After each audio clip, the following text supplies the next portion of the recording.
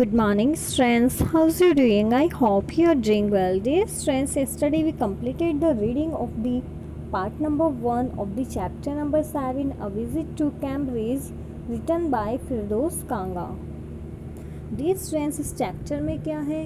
फिरदौस कांगा अपनी मीटिंग करते हैं स्टेफन हॉकिंग से और उनकी मीटिंग कैसी रहती है, वो क्या क्या बातें स्टेफन हॉकिंग्स जो कि हमारा एक ग्रेट साइंटिस्ट है उनसे करते हैं. He describes everything in this chapter.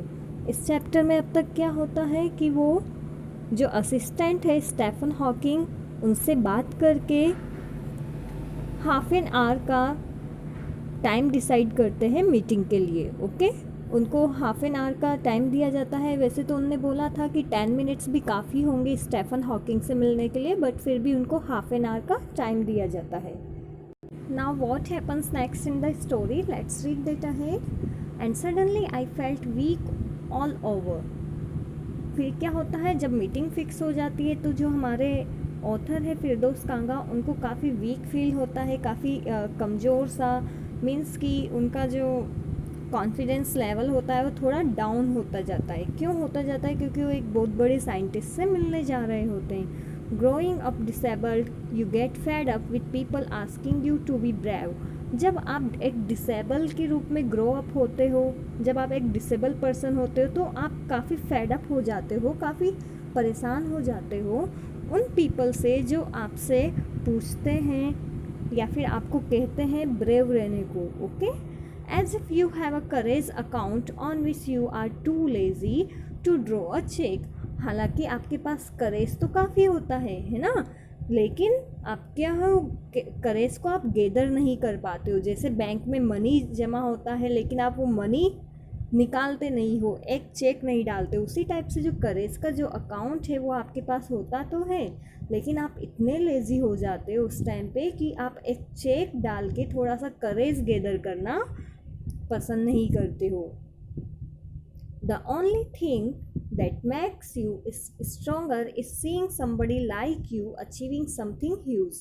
केवल एक थिंग जो आपको स्ट्रॉन्ग बनाती है वो क्या है?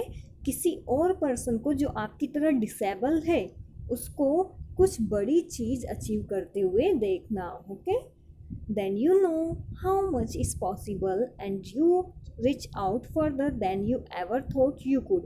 फिर आपको पता चल जाता है कि आपकी तरह जो कोई डिसेबल पर्सन है उसके लिए कितना अचीव करना पॉसिबल है. Okay and you reach out further than you ever thought you could. और फिर आप उतना अपनी लाइफ में आगे पाप अचीव कर पाते हो या फिर उतना कुछ कर पाते हो जो कि आपने कभी सोचा भी नहीं है. कब कर पाते हो? जब आप अपने ही जैसे somebody like you, अपने ही जैसे किसी पर्सन को कुछ अचीव करते हुए देखते हो. Okay I have not been brave said his disembodied computer voice. The next afternoon I have had no choice. तो अब क्या है यहाँ पे जो ऑथर है वो स्टेफन हॉकिंग के बारे में बताते हैं कि स्टेफन हॉकिंग ने क्या कहा. I have not been brave, कि मैं कभी ब्रेव नहीं रहा है ना.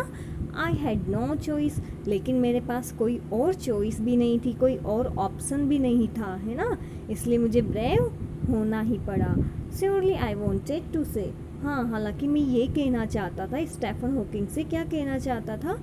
Living creatively with the reality of disintegrating means होता है डिसफिगर, जो बॉडी सही नहीं होती है. ओके वो जो चॉइस. हालांकि मैं ये कहना चाहता था कि जो डिसइंटीग्रेटेड, जो हमारी डिसफिगर बॉडी है उसी की रियलिटी के साथ क्रिएटिवली, बहुत क्रिएटिव तरीके से रहना हमारी एक चॉइस होती है. ओके मैं ऐसा कहना चाहता था. बट आई केप्ट क्वाइट, लेकिन मैं चुप रहा. Because I felt guilty ever time, क्योंकि मैं हर टाइम कैसा फील कर रहा था? गिल्टी मीन्स कि थोड़ी सी शर्म फील कर रहा था. Okay I spoke to him, जब भी मैं उनसे बात कर रहा था. किनसे? स्टेफन हॉकिंग से. फोर्सिंग हिम टू रेस्पॉन्ड, क्योंकि उनको मुझे ऐसा लग रहा था जैसे मैं उनको रेस्पॉन्ड देने के लिए फोर्स कर रहा था. ठीक है. There he was tapping the little switch in his hand. वो बोलने के लिए क्या कर रहे थे, उनके हैंड में एक स्विच लगा हुआ था, उसको टेप कर रहे थे. Okay, trying to find the words on his computer with the only bit of movement left to him. अपने लेफ्ट में जो कंप्यूटर था उसमें वर्ड्स फाइंड करने के लिए वो बस थोड़ा सा मूवमेंट अपनी बॉडी का लेफ्ट साइड में कर रहे थे. ओके, क्या मूवमेंट कर रहे थे, वो जो स्विच है उसको टैप कर रहे थे. हिज लॉन्ग पैल फिंगर्स, उनकी जो फिंगर्स थी वो कैसी थी, लॉन्ग थी और पैल थी. एवरी सो ऑफन, अक्सर his eyes would shut in frustrated exhaustion. अक्सर क्या होता कि उनकी जो आइज़ है वो एग्जॉस्टन मीन्स होता है थकान हो जाना. ठीक है, तो उनकी जो वॉइस थी, सॉरी उनकी जो आइज़ थी वो फ्रस्ट्रेट होके मीन्स की हताश होके और थकान की वजह से बंद हो जाती थी. ठीक है, and sitting opposite him I could feel his anguish, और उनकी साइड में बैठे हुए मैं उनकी एंग्विश को मीन्स कि उनके पेन को फील कर सकता था.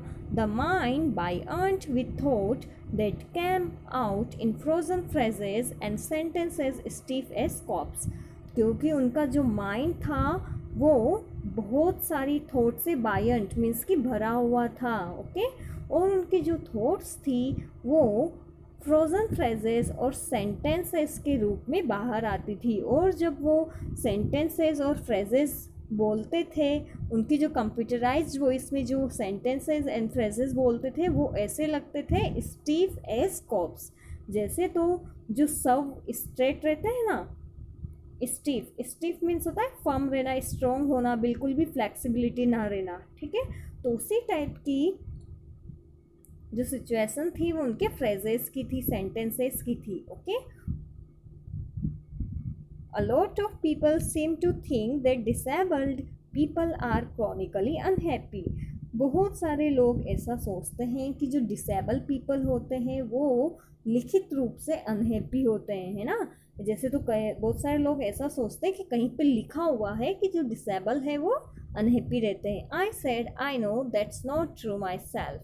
तो मैंने ऐसा कहा और साथ ही में मैंने ऐसा भी कहा कि हालांकि मुझे पता है कि ऐसा कुछ नहीं है, ये सच नहीं है. Are you often laughing inside, क्या आप अक्सर अपने अंदर हंसा करते हैं? ऐसा मैंने किससे पूछा, जो साइंटिस्ट है स्टीफन हॉकिंग्स, उनसे. अबाउट 3 minutes लेटर, अब 3 minutes के बाद जो है उनका रिप्लाई आता है. ही रेस्पॉन्डेड, उन्होंने क्या रेस्पॉन्डेड दिया, क्या रिस्पॉन्स दिया, I find it amusing when people patronise me. उन्होंने बोला कि मुझे तो ये काफ़ी अम्यूजिंग लगता है, काफ़ी मनोरंजक लगता है जब पीपल मुझे पैट्रोनाइज करते हैं, मीन्स कि अपने से कम आंकते हैं, मुझे वो खुद से कम समझते हैं, है ना. क्या समझते हैं कि मैं उनसे फिज़िकली कमज़ोर हूँ. ओके, तो जब लोग ऐसा सोचते हैं तो मुझे तो काफ़ी मनोरंजक लगता है. And do you find it annoying when someone like me comes and disturbs you in your study. अब मैंने उनसे नेक्स्ट क्वेश्चन क्या किया, किसने, फिरदौस कांगा ने नेक्स्ट क्वेश्चन क्या किया कि क्या आपको ये काफ़ी अनोइंग लगता है, काफ़ी गुस्सा आता है क्या, जब कोई भी पर्सन मेरे जैसा आपके पास आता है और आपकी वर्क में डिस्टर्ब करता है. द आंसर फ्लैश, तो जल्दी से उनका क्या रिप्लाई आया, यस. ओके, क्या रिप्लाई किया स्टीफन हॉकिंग ने, यस, मुझे ऐसा लगता है. Then he smiled his one way smile and I knew without being sentimental or silly that I was looking at one of the most beautiful men in the world. तो उन्होंने ऐसा बोल के उन्होंने क्या किया, स्माइल की, और उनकी जो स्माइल थी वन साइडेड स्माइल, उसको देख के मैं बिना सेंटिमेंट मीन्स कि इमोशनल हुए कह सकता था कि मैं एक वर्ल्ड के सबसे ब्यूटीफुल मैन की तरफ देख रहा हूँ. So friends, that's it for today. From tomorrow we will start from this paragraph. Okay, our first glimpse of him is shocking. अब बहुत सारी बातें तो अब कर लिए, अब आगे भी क्या ऑथर उनसे बातें ही करता है या फिर वो वापस से अपनी जो ऑथोरिटी ऑफिशियल से जिनके साथ वो आया है उनके पास चला जाता है। क्या होता है आगे चैप्टर में? To get to know that we will read this chapter ahead tomorrow. That's it for today, see in my next lecture.